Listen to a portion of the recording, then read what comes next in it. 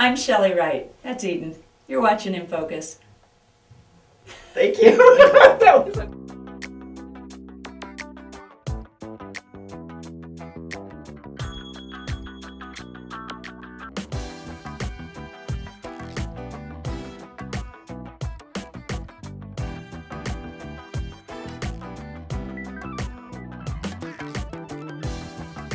Welcome to In Focus with Eden Lane. The Denver Film Society is bringing back a movie from the film festival for a full run. Chely Wright, Wish Me Away. It's the story of the first country music star to come out as gay. This film goes deep into her backstory as an established country music star and then forward as she steps into the national spotlight to reveal her secret. Later we'll see my meeting with her during the Stars Denver Film Festival. But we'll begin with the filmmaking team behind this documentary. For 3 years, the filmmakers were given extraordinary access to Chely's struggle and her unfolding plan to come out publicly. I'm so excited that your film is showing here at the Denver Stars Denver Film Festival, and that you made time on your screening night to come and talk to me. Thank you so much. You're very welcome. We're happy to be here. We're very happy to be here. I want to start with making this kind of documentary is so personal. Did you have a relationship with Chely before you started?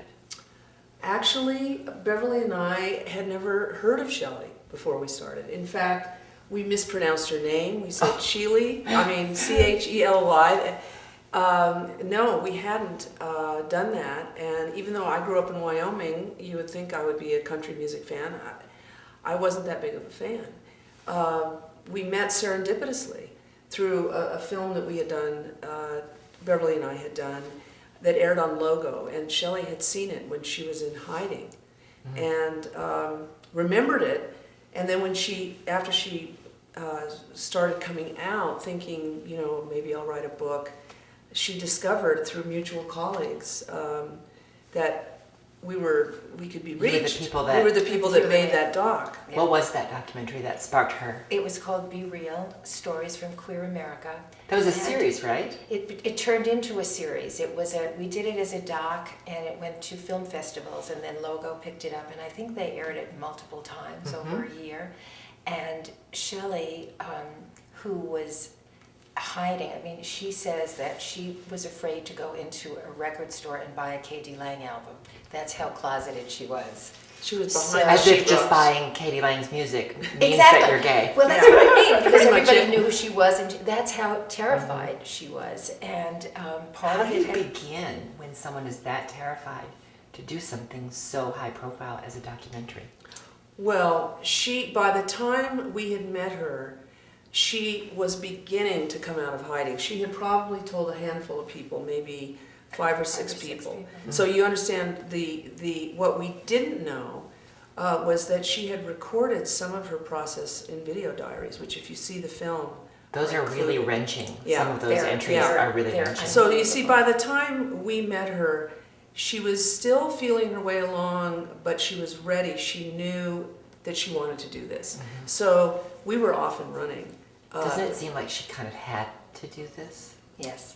In a way, because of who she is, her story and her background. And her integrity. Not just her integrity, she has always, in her core, is an activist and wanted to, she knew if she came out in a quiet way, it wouldn't reach, the kid in Des Moines with the gun in his mouth. She was very interested in young people having a role model, and that if you were in the public eye and you could come out, you should. So that's why she made the decision to do it in a public way. We were fortunate, that we were able to kind of follow this unfolding story. When you think about it, you say, didn't she have to do it? You think about what we came to understand is that it's very difficult to do what she did in the context of country music. There were really no A-list country music stars who would come forward and be in this. That were solely in country music. That would come forward and support Chely on camera in her film. Not one. And they were friends of hers. And they probably still are, but it's about the commerce. It's about fear of losing their They're meal country ticket. music stars have very special relationships with their fan base. Yes, they do. That's true. And Close. Chely cultivated that. You know, she would walk into her, she would be the one that, if there were fans wanting her autograph, she would stay till 3 in the morning. You know, She's still like that. She loved her fans. She would say, Jane, how are you? How's your brother? You know, how was your wedding? She remembered, that's who she is. And she knew that she would lose a good part of her fan base, and she did. And since we see that's who she is, you could not have made this documentary with her without then becoming close to her, even though you're filmmakers and supposed to be objective. Is that accurate? Well, it was a dance. It's a really interesting dance. It's a good question because from the very beginning, part of us just wanted to, surround her with love and try to protect her, and we realized right away that was not our job at all. Right. And we explained to her from the very beginning, this is an independent documentary. This means we're going to be observing your story. It's going to be told through our eyes, even though it's your story. And Beverly said to me the other day, you thought she was probably relieved. She was relieved in a way that someone else was going to help, this. But we couldn't give her read this book or we did that, but there is still a bond that developed among us. There's definitely a bond. And now that the filming is over and you're into the part where you get to share it with people, I'm sure that's that barrier is gone by now. Yes. Well, to be able to make this film and to be able to, go to her family, to go into her world the way that we did, we had to develop a level of trust. And just to elaborate on what you asked before, it really was never about becoming friends, because when we sat down to interview her, she was always a little bit afraid of us because we were always, do you know what I mean? We were going to start digging, and we were going to start asking her uncomfortable questions. So there was a sort of a distance that was created. And now, in other words, we didn't pal around with her. Because we couldn't have made the film. After maybe 1 or 2 meetings, she came to meet with us again, and I just whipped out my camera, set it up, and let's go. And and Chely's a pro, but still, she was taken aback. I think we were investigating together, where was this story really going to go, and what was this story? So we began to learn it, but we learned it on camera.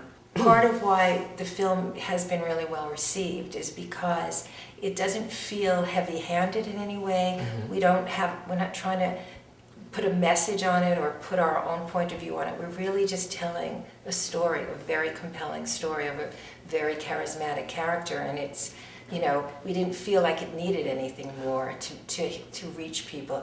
We were trying to open hearts, not try to convey some kind of a message. Well, I think if I would add to that if there are parts of the film that seem to resonate with different people. There are people that see the sister relationship in the film and it speaks to their heart. The father, her mother. And then there's Nashville. Nashville is a character in the film. And we had our first sneak preview in Nashville. The film won the Audience Award in Nashville. And we were just blown away by that because it's a very difficult, we were told that we captured it, but it's a very difficult culture to get. And I think that you do get a sneak look at a new look at Nashville in this film. What was the biggest challenge in telling this story? Oh my God, there were so many. Raising money. Isn't that always the way for filmmakers? We started in 2008 at the very moment that the economy crashed. That's when we began. Such bad timing. Yeah. And it's an unfolding story, so, a lot of times you can say, well, let's take a year and get our funding and then go back, but we didn't have that. It was happening, and so we had to capture that. That's right, we couldn't tell people, we couldn't write grants because we had to protect her. I didn't even think about that. Because when you began, she hadn't come out. Right. For a year, almost 2 years. 2 years. We were filming 2 years prior. And we were I'd terrified. like you to back this film. I can't tell you what it's about or who it's covering, but trust me. Well, what we did do is we took the footage that we had, we made a little trailer, and one by one we would go, and people would sign disclosure, but we were frightened, Every time how many people know now? You know, we had another person sign, and we knew that was another person who maybe would tell their girlfriend or their boyfriend, because Nashville is a very, very small community. And we couldn't go to Nashville. I was just going to say, that couldn't have been the target for your funding. No, we couldn't go there until after the fact. Was it the gay and lesbian community that was your funding source? Yes, and I want to For the say most part. that the community, the gay and lesbian community, has been incredible.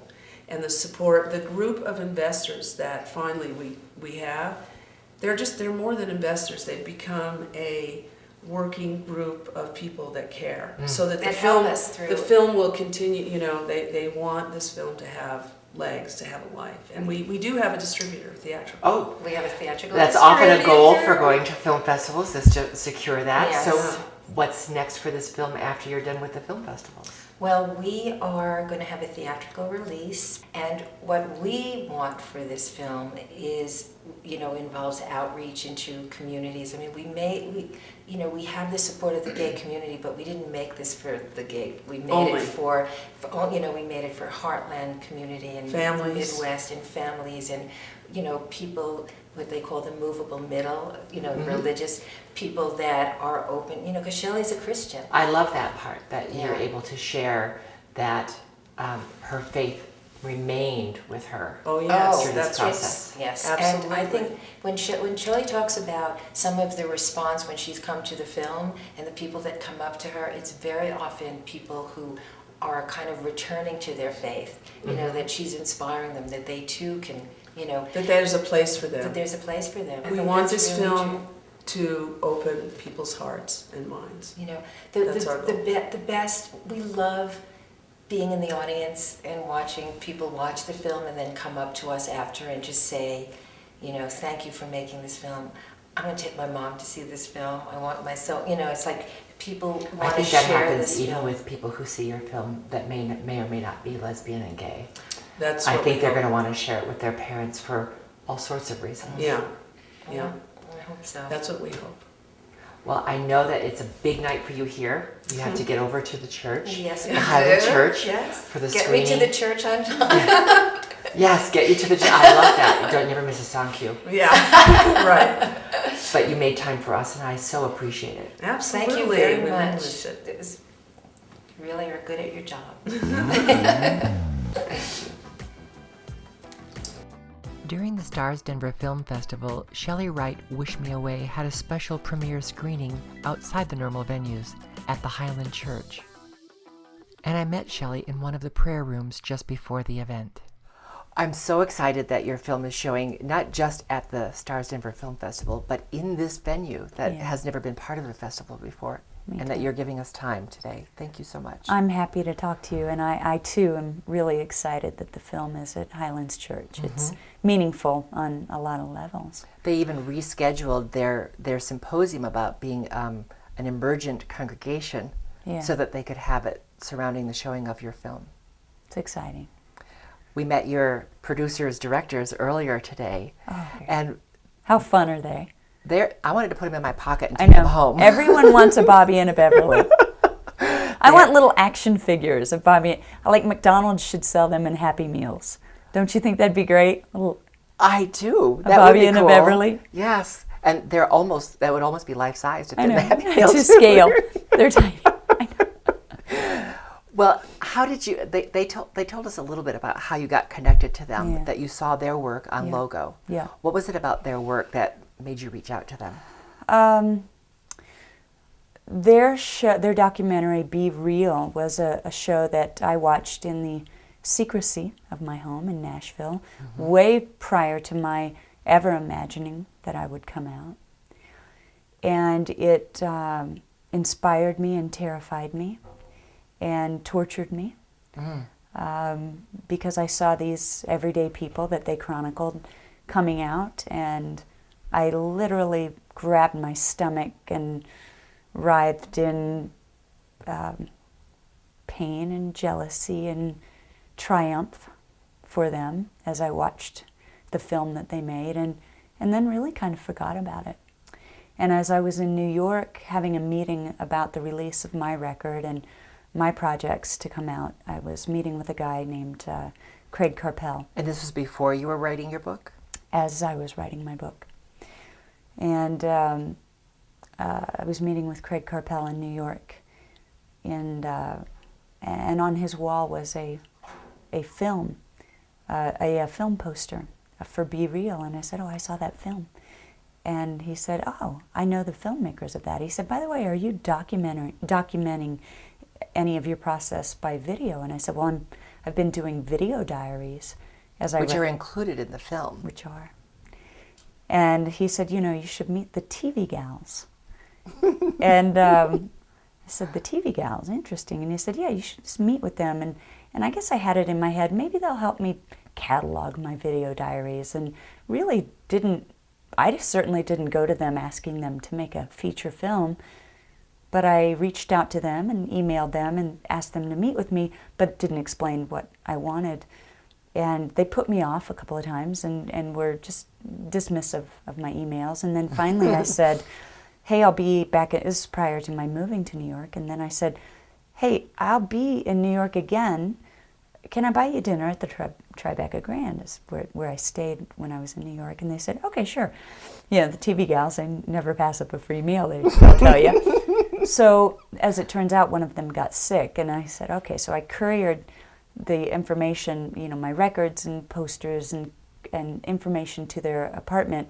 And they called me and they said, why do you want to meet with us? And I said, "Let me come to your apartment tomorrow." So I went to their apartment and they said, "Well, you have an amazing career and all of this information." And I said, "Well, I'm coming out." And we sat at their apartment and talked for hours, and they called me the next day and said, "This is a feature film. We want to do a film." And from that next day, we were off and running and never looked back. Did you have any idea what that would mean? Did I have any idea what I was getting myself into? A feature film? No. Hell no. But I love that I didn't know what I was getting myself into. And I also love that when I decided to come out in 2007, that I didn't know it wouldn't be until May of 2004 that I would actually come out. I love that I didn't know it would take that long, because had I known it was going to take that long to do it correctly, I either wouldn't have done it, or I would have just twittered, "Hey y'all, I'm gay." It's hard for lots of people to come out.